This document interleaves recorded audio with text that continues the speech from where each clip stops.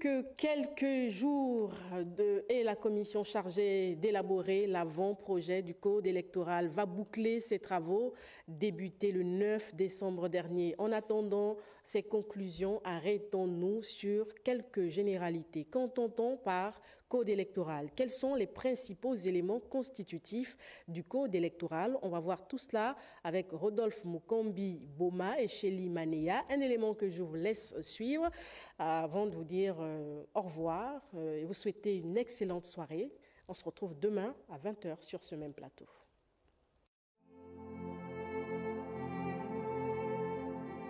Sa définition est un classique qui peut être récité par tout observateur de la vie politique. Le code électoral, puisqu'il s'agit de lui, est en principe le corpus juridique qui régit les élections dans notre pays. Il regroupe de façon plus concrète les lois et les règlements relatifs aux différentes élections et précise pour chacune d'elles le mode d'organisation. La question du discrédit du code électoral tient compte d'une chaîne de facteurs. D'abord, la maturité des acteurs politiques, plus ce que vous avez rappelé, les dispositifs de modernité, les outils qui ont été mis en place, il faut être capable de croire en ces outils. Notre pays applique le code électoral du 12 mars 1996 selon les informations de la Direction générale des élections et des libertés publiques du ministère de l'Intérieur. Ce corpus juridique est subdivisé en 11 titres, 21 chapitres, 4 sections et 164 articles. S'il y a quelques orientations qui nous paraissent pertinentes, il y a d'abord la question de l'équité spatiale.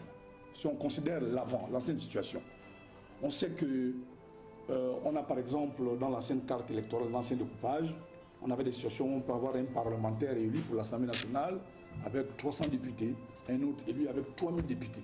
Il y a une inéquité. S'il y a un travail à faire, entre autres, parmi les autres préoccupations à prendre, indépendamment des partis politiques, nous sommes ici en tant qu'enseignants-chercheurs, c'est peut-être de réfléchir à une cohérence territoriale qui fasse en sorte que les élus soient à peu près à échelle minimale à peu près égale sur le plan de la population qui les élit et puis le territoire. Dans son contenu, le code électoral en vigueur traite des aspects liés au mode de scrutin, aux conditions d'inscription sur la liste électorale, l'établissement et la révision des listes électorales, les cartes d'électeurs, les conditions d'éligibilité et d'inéligibilité, les incompatibilités, la campagne électorale, les opérations de vote, le vote par procuration, les commissions électorales, le contentieux et les dispositions pénales. Pour cet universitaire, le dispositif législatif et réglementaire est certes solide, mais la notion de responsabilité des acteurs reste la principale préoccupation qu'il faudra résoudre. Ce n'est pas tellement peut-être le contenu du code électoral parce que les gens sont allés aux élections, mais ce qui a beaucoup plus posé problème généralement c'est le résultat. Donc le code électoral en tant qu'ensemble des règles, on a dit des dispositions législatives et réglementaires, beaucoup de ces règles sont bonnes puisqu'on a des cartes d'électeurs, on a un ensemble de variables qui passent. Ce qui pose problème, généralement, c'est le résultat qui a posé problème. Le résultat fondamentalement pour les élections présidentielles. Parce que je me permets de faire observer que si on devait faire une étude précise, ce qu'on a souvent convenu d'appeler la tour de Pise, donc la Cour constitutionnelle, il y a des résultats qui ont surpris plus d'un sur les autres élections hors la présidentielle.